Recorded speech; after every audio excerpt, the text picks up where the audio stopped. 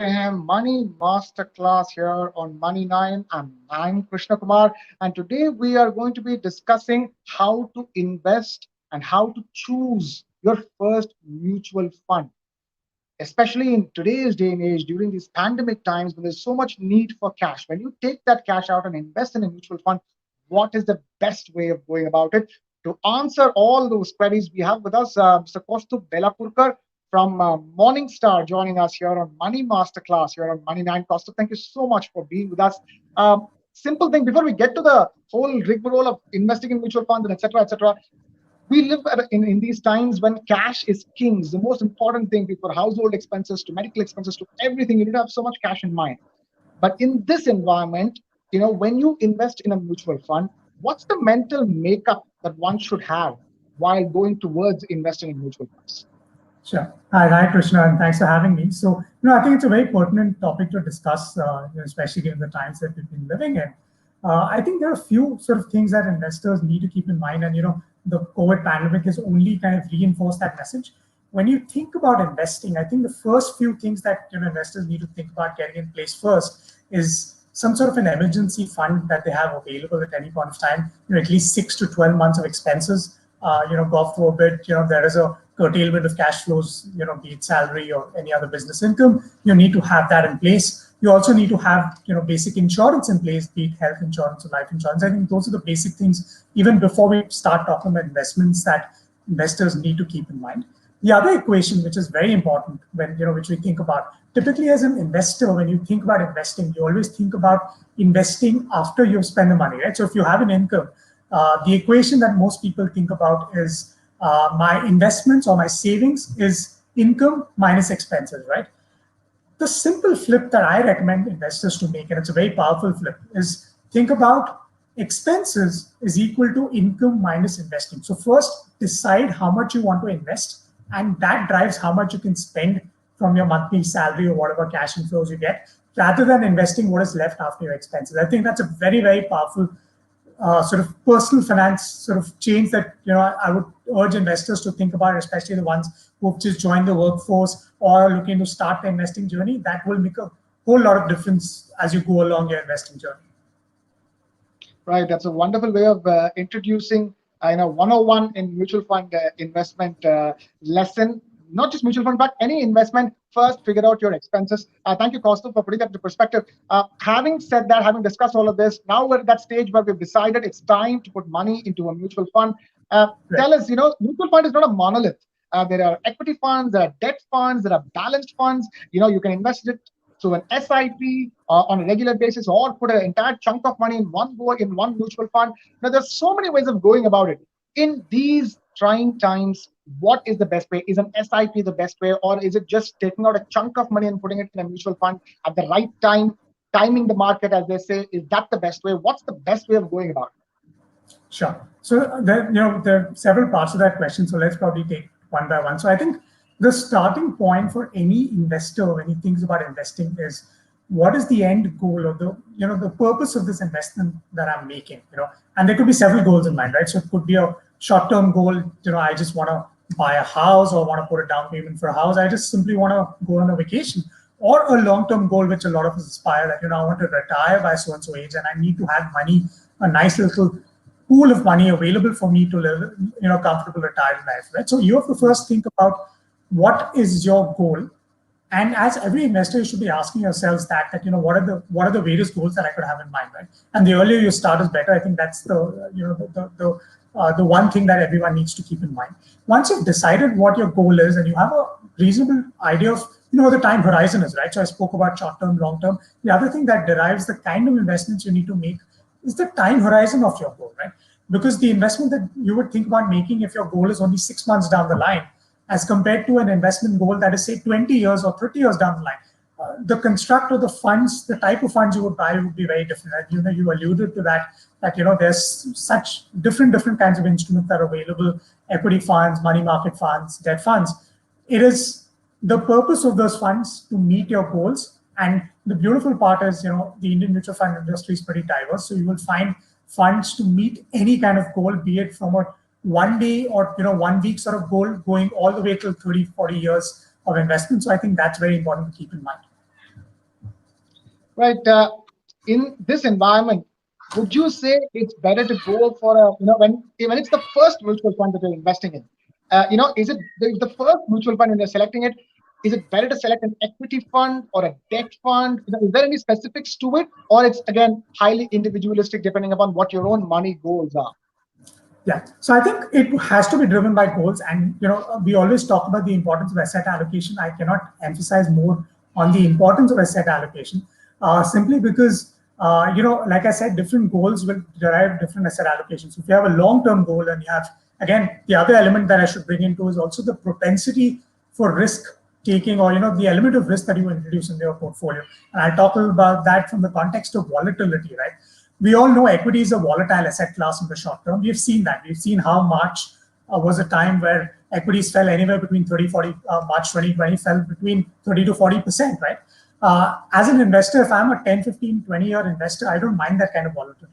But if I was maybe a one-year investor, that would be very, very detrimental to my portfolio. So the level of risk that you can take, or you're agreeable to take in your portfolio, is a function of the investor's goals, his time horizon, but also his own personal make in terms of how much of volatility can they endure. So you can have a very conservative investor who says, I don't want very, very aggressive portfolios in funds in my portfolio. I'm happy with getting steady returns. Then the risk taking ability is low, and you'd probably get into more, I would say, less volatile funds like fixed income funds. But if someone who's got a long runway, who's got an exceedingly good appetite for risk, understands volatility in equities, can actually build up a lot of equities within his portfolio. So it's the asset allocation that is decided by a lot of these factors, and I think that's what investors need to first, when they get to the drawing board of making the investment plan, need to think about all of these. Like I said, the risk return objectives, the investing time horizon, the goals that they have in mind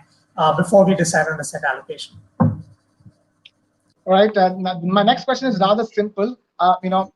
Anybody who wants to invest in a mutual fund is always advised, first time around, is always advised to go for a SIP or a systematic investment plan, because they can start as low as 500 or even 100 rupees sometimes. Would you say even in its current times, that logic continues, that the first mutual fund, whatever it is that you select, it's better to go in through an SIP staggered route rather than put in an entire chunk of money in one go in the mutual fund? Yeah, absolutely. And I'll give you a couple of reasons why I think SIPs is such a powerful tool, right? So one is, forget about timing the market or any of that if it's an equity SIP, but just in terms of instilling financial discipline. And I alluded to that earlier, that fixed your investment amount first and then think about how much you can use in terms of expenses, right? SIPs in a way instills that financial discipline, because if I have an SIP set on a monthly basis or whatever frequency that you set it at, you would at least, most of the people would try to meet that SIP requirement by funding their bank accounts, keeping that money aside for it. And it just helps you do that, because if you don't have an SIP set up, there's very likely that money's lying around in your bank account, and you have this urge to go and spend it on something that you've had your eye on for a while. So I think it's a behavioral tool in one way, which is very powerful. The other important thing which people do talk about is, especially when it comes to equity investing, is the power of just consistently investing over the time rather than trying to time the market. Because that's another very important message that we need to send. And I'll talk about a very quick study that we had done, which, we try to look at, pockets of the market, say the last 10 years returns, monthly returns of the market. And the study simply said that only 8 months out of those last 10 years, that means 8 months out of 120, which is what, 6.7% of the period under consideration, accounted for the entire outperformance of the market versus cash. So if you missed those being invested in the market in those 8 months, you would have been better off investing in cash or just living on money in a bank account. So that's a very powerful message, that time in the market is much more important than timing the market. You may get it right at some times, but more often than not, you'll actually be hurting your portfolio by trying to time the market. So always stay invested, stay true to your goals. I think that is the overarching message that's very important.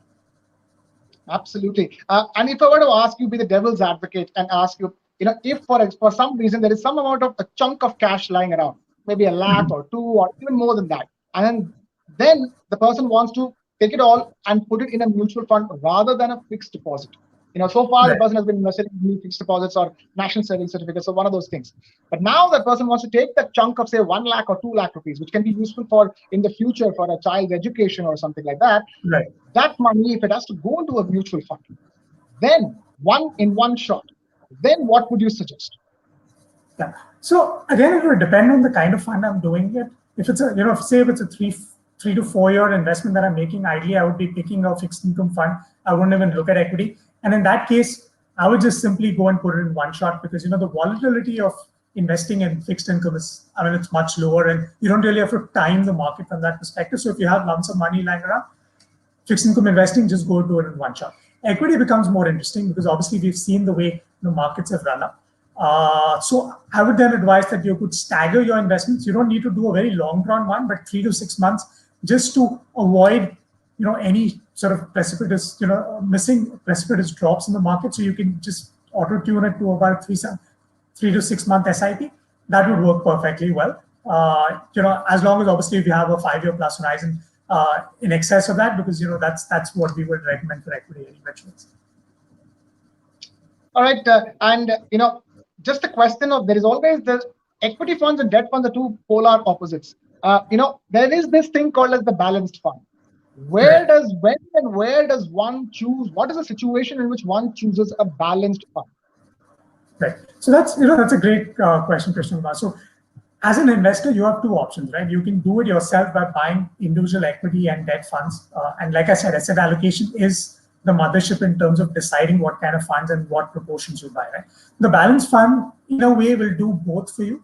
So we're actually, so if you have the wherewithal to say, I want to allocate separately to equity and debt, there are enough and good options to do that. But if you want a one sort of investment fits all sort of approach where a balanced fund ideally kind of matching your asset allocation profile. Say you're a slightly long-termish investor, you want a 70-30 equity to debt exposure, 70 being equity, then there are balanced funds that would do that for you.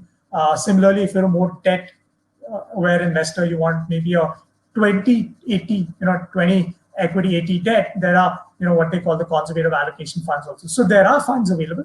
It's the route that each investor feels more comfortable with. In choosing it. The only point that I would make is that we are classical investors, we typically believe that there are great funds available in the equity and debt fund space, obviously in the balance fund, but we prefer the individual equity and debt fund route, but depends on the investor, sort of interests and, the way he wants to tackle his portfolio, but both approaches are perfectly fine in that sense. One more thing I wanted to ask you, it's on everybody's mind. How does one go about doing it? Is it better to go through an agent, or is it just better to do it yourself by going to that respective mutual fund's website? Is it better to do it through your own net banking, wherever you have a bank account with, and go through that route? What is the best route to get to a mutual fund? Yeah, that's a very important question again, because what happens is I would say that most investors, because everyone's driven by looking at past returns and investing, and that's something we've seen in the past, where a lot of DIY investors say that this fund is done well or this sector is done well, let me come in. I think that's where an advisor becomes a very important behavioral coach. So we spoke about ascertaining the goals, risk return appetites, asset allocation. If you don't have the wherewithal to do it yourself, I would definitely recommend using the services of an advisor who will not only handhold you through this goal planning exercise, the portfolio construction exercise, but also play as a behavioral coach in tough times, right? I mean, if you was fully invested in equity because you had a long-term goal in the month of March 2020, and then suddenly you see a 30%, 40% drawdown on your portfolio, it's possible that some investors panicked and said, maybe equity is not for me, even though they had a 10, 15, 20-year horizon, right? And they got out of the funds, and now obviously scratching their heads wondering what happened because the market bounced back. And that's something we've seen across market cycles. So there an advisor could, and we've seen that advisors have played a very important role in behaviorally coaching investors to stay the course, not chase funds which may not be suitable for their portfolio, because we get questions that, for instance, take a live example, that small cap funds have done so well over the last 1 year, but it's important to acknowledge that they've been so volatile over a period of time. They may not be suitable for an investor who's coming in, say, with only a 4-5 year horizon. But a behavioral your coach or an advisor will tell you that, look, you need to be invested for at least 7 to 10 years, and only to a smaller part of your portfolio to invest. So I think that are the some benefits of that. Obviously, if you can, you're savvy enough, you can do the research, you can think about all of these things. Nothing stops you from doing it yourself. But think about what's what's the most suitable option for you, because making wrong financial decisions can actually be more harmful than the cost you would pay to an advisor, by using their services.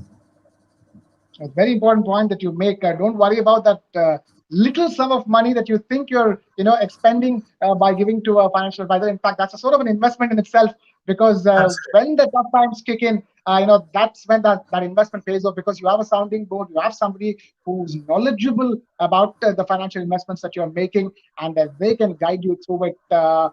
I'm afraid we've run out of time over here. Kaustubh, thank you so much for joining us here on Money Masterclass, here on Money9, and helping us understand what's the best way of going about investing in mutual funds. That we wrap this session up. This is Krishnakumar signing off. Thank you.